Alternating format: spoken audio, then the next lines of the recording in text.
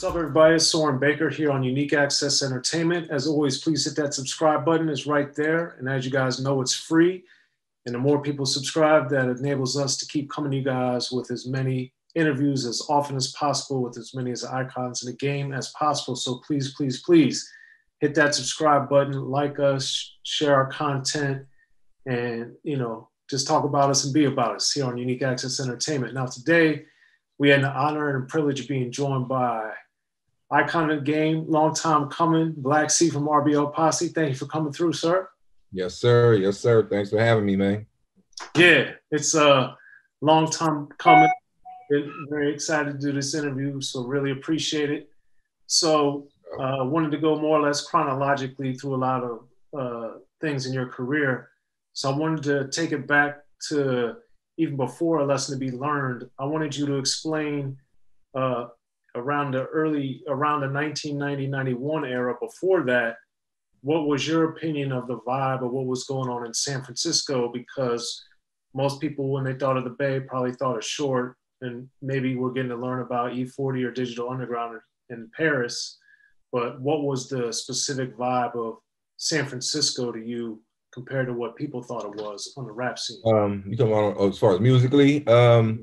We had a scene during that time. I say before me, before RBO dropped in '92. I say around 90 to 91. It was we had Cougnut doing this thing. You know what I mean? That was him, Huey MC had a nice hit out. You had Rapping Forte, who was part of the Dangerous crew, who was on that Don't Fight the Feeling track. So we had a few people coming up out of Frisco who was doing their thing. Also, give it up for Claytus the Greatest. He was doing his thing too. So that was pretty much our scene at the time, you know what I mean? Before I ended up doing because I was heavily influenced not only by 415, who was, representing Frisco, Oakland, all that. They had, the 415 area code as a group. But Cougnut, he was a top dog pretty much. What I'm rolling, Scandalous, all that stuff, And I was just getting out of the Boys Ranch in '89 when that was out, and I tried to find the studio where he was at. Actually, my boy Budweiser, I can't forget Budweiser. He was out too. He the guy that actually got me into the studio, got me into buying equipment, and got me into the music scene. He the one that pretty much got me bit by the bug, the music bug, and ended up finding a studio where Cougnut was recording at. He did the research, and pretty much I was the money man back then, grinding, being a young dude, had the money. So I just financed everything, bought a studio, pretty much went over there, mimicked everything that was at the Frisco studios. I mean, TC and the studios over there that they was working out of. And yeah, that pretty much was our scene. Huey MC had a big, nice little hit out back then. And like I said, Rapping Forte was scratching the surface, dealing with Too Short and IMP. They was the top dogs at the time, before we actually got in the studio and came with our hits. Right. And then specifically with Forte, since Don't Fight the Feeling, that's on a platinum album, and that was, nationwide and big, even though that wasn't a single, it was a big song. Big song. So because so many people get excited when their city gets put on, did that give you any extra incentive or any extra thoughts that, oh man, we're coming up or we're gonna make it? Yeah, I was just happy for Forte. I wasn't even thinking about rapping at the time when Don't Fight the Feeling was out. I was just youngster, beating my car, just slapping it. Was just happy that somebody representing San Francisco was on there, and I knew him. You know what I mean? Rapping Forte, mom and sister and them stayed in our projects. You know what I mean? So he was from Fillmore, but he used to come over to Hunters Point because his sister and them stayed over. His sister and mom and them stayed over there. So we used to always see Forte. You know what I mean? I was really the one that connected him with Ragtop Records with Frankie J and them. I'm the one that actually made all that happen.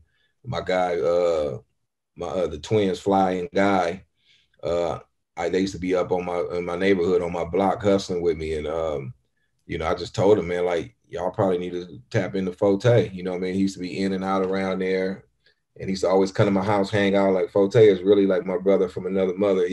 We got real tight, as he was coming over there. And I used to always look out for him when he used to be going through his little problems back in the day. So I used to, have his back, supporting him a lot. And yeah, that was my dog. So I ended up making that relationship happen between him and Flying Guy, and his older brother's the one that run Ragtop Records. So yeah, we was real proud of Forte. We was real happy to see somebody representing us on, because we looked at Too Short as the man. He was the top dog when it came to the Bay Area. Even though we had a few other artists that was out, you had the Dangerous Dames, MC Pooh, you had 415, like I said before, Spice One. You had a lot of people that was doing their thing, but yeah, Short was the man. You know what I mean? So Forte being affiliated with Short, we was like, oh yeah, was on. Plus, Too Short was coming through our neighborhood slanging tapes. We used to see him all the time. You know what I mean? He used to come out jumping out the little Mustang right in our project. Short pull right up, jump out, slang a couple tapes, dip off, go to the next neighborhood. So we seen him a lot.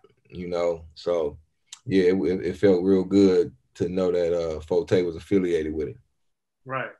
So with all that going on and with all that you're seeing yourself, what was the main thing that made you say, I'm going to try this to make this into a business, into something that I want to do as a career?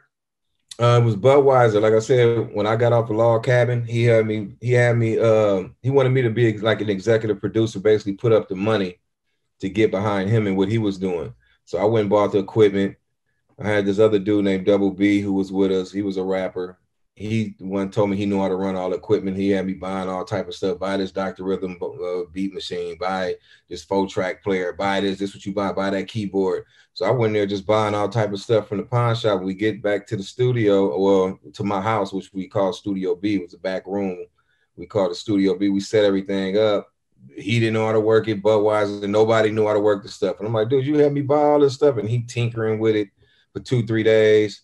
And I ended up messing with the stuff myself and ended up learning how to work everything and start doing beats within a week or two, and started producing a bunch of nice songs for everybody from, I say, around 89 to 90, to the end of 90. Before I met Mr. C, I was doing a bunch of the beats for T-Lo, who later on came out on Black Power Production under Herm label, Herm Lewis, who actually do the intros on our albums, who did a lot of the talking. He put Black Power Records out that had T-Lo on it, but T-Lo was like the Ice Cube of our neighborhood. He was really raw. He was the original person I wanted to go to the studio with and do music with. But before all that, like I said, I was tinkering with the music, was a producer, started learning the music, became a producer. And what made me really want to go to the studio and really do the music was Claytus the Greatest, who I mentioned earlier. He stole one of our beats because we was just passing out tapes around the neighborhood. And then one of the dudes pulled up from this neighborhood that we know, and he pulled up playing. We thought it was our song he was playing. We like, oh, like it sounded mixed to sound better. So he used the Fatback Hotbox beat that we had, and it was my brother's song. Dre Got Flavor. It wasn't his song, but it was his beat. But he was like, yeah, bro, this is. He rolled down the window. I'm like, bro, what's? I'm like, who was that? He's like, man, that's Claytus the Greatest. I'm like, man, that boy took our beat. What he was is the demos we was passing around, he liked it, the beat, went and found the sample, redid it, and put it out professionally on a cassette. And we was like, oh, we got to figure out how to do this. So TC, we ended up going to the studio and meeting TC. And TC, pretty much opened up the doors and showed us how to do everything, showed us how to record professionally, showed us how to press up the cassettes, because he was dealing with Black Dynasty at the time, Fly Mar, IMP. He was already producing a lot of their stuff. And also Totally Insane was working on their stuff at the time. So that's what really sparked it for me to go record professionally. I probably would have still been in my mom's back room slanging cassette tapes around there like Too Short was doing for $5.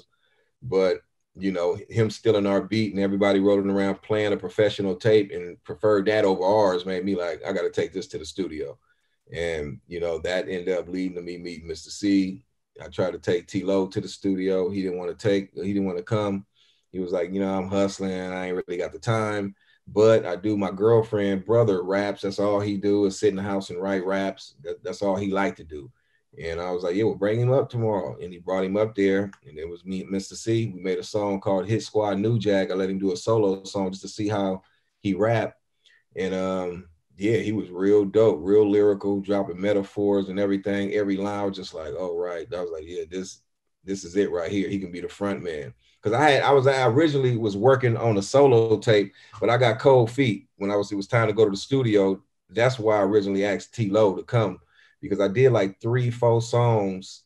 That's why if you notice on our first album, it's songs like More Like an Orgy, where I'm on there, Sort of Like a Psycho, A Lesson to Be Learned. All them songs, I got 2 verses where I'm on first, and then Mr. C come in, because them was all part of my solo project that I was working on before we did RBL. And even Bammer Weed, it was called Don't Give Me No Bammer Joint. We don't smoke that shit in Hunters Point. And that was one of my songs from my solo, but we switched it to SFC just to pull in Frisco back then. So yeah, it's like a long story that lead up to me really recording professionally and you know, actually coming out with the hit that we dropped, Bammer Weed. Well, that's why I was glad to get that info, because I was always curious and impressed that with A Lesson to Be Learned coming out, that you were already producing and rapping, which at that time was unusual. Now it's much more normal, I guess. Right. That's so.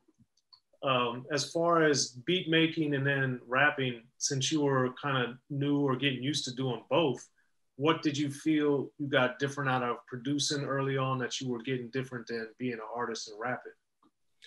Well, I don't know. It just kind of came naturally because I was doing the beats first. That, you know, that was originally what I was doing. And the only thing that led me to rapping is them dudes just, I make beats and they'd be outside. Oh, we hustling, we doing this. Budweiser be, oh, I'll be up there later on. So what I started doing was I started freestyling myself, playing on some of the beats. And what happened was I did this song called What About My Niggas, where I'm naming everybody in the neighborhood. And I got that from Too Short, where I know he was like, I remember him saying one time, like, if you name everybody from the neighborhoods and songs, they're gonna want to play it. So I ended up taking that advice and was just like, let me name everybody on my block. And when they hear their name in it, they gonna want to take it off and play it. And like, oh, listen to this, you know, just because they getting a shout out. So that's what I did. So I named What About my boy named such and such, and I say something slick about him. Then I'll say whatever. Every line was what about my dude named such and such. What about my, and I name everybody on the turf, and pretty much they took it off and it kind of blew up. And so what I did was I did another remake. It wasn't really a remake, but it was sort of like a reflip. And I did called Rolling Through the Turfs of HP, where I use that same concept again, where I'm rolling through the whole Hunters Point, my whole neighborhood this time. Instead of just my section, my projects, I rolled through the whole Hunters Point, the whole community. And so I started naming dudes from other projects. And, I'm pulling up on their block, speaking to them, shouting them out. And then it worked again. You know what I mean? So that right there ended up sparking the bug. I was like, okay, I got it. Everybody's like, man, your voice, man, you got a voice. You know what I mean? So you need to really like take it serious instead of getting behind Budweiser and them. Maybe you need to start just rapping yourself. So yeah, I did a couple songs, even like More Like an Orgy. That was another song I named a lot of people in, a lot of the dudes from my block. A little story about us going to a hotel, having an orgy, all that type of stuff. So yeah, that's kind of like what it was. It was just, it wasn't a thing that I got planned. It was just something like I was doing beats. The rapping ended up coming later on, and I just got kind of good at it. And, the rest was history, especially after I met Mr. C. It got easier, you know what I mean? Because his input in on some of my production was lovely. He had a bunch of input on, like, you should use this sample on the hooks. Yeah, this bit scratched in and put that. Like, he was real good with that. I was good as far as with the samples, putting the drums on it, on the samples, chopping up certain samples, blending them. But when it came to the hooks, Mr. C was real nice with that. Yeah, you guys definitely ended up having a great chemistry on A Lesson to Be Learned. Be sure to check out the History of Gangster Rap by Soren Baker. He's official. History of Gangster Rap features exclusive interviews with Ice-T, Snoop Dogg, MC Ren, the D.O.C, and dozens of others. The History of Gangster Rap, a definitive look at how Los Angeles changed rap forever. In Los Angeles, the streets definitely set the tone of the hip-hop music. At 19, I got a $50,000 car. My whole angle always was, I'll be street, but I will always tell you the horrors that go along with this life. There will be penalties and casualties for just wearing the wrong color in somebody's neighborhood. And once gangster rap made it from the streets to the TV, the genre exploded. With Fab 5 on Yo MTV Raps with NWA. Yo MTV, it just catapulted us from being local heroes to national gangbang rappers. The history of gangster rap discusses it all from 1980 up till today. It's always gonna be shit happening in the streets. You know what I mean? So it's always gonna be something to talk about. The history of gangster rap in stores now.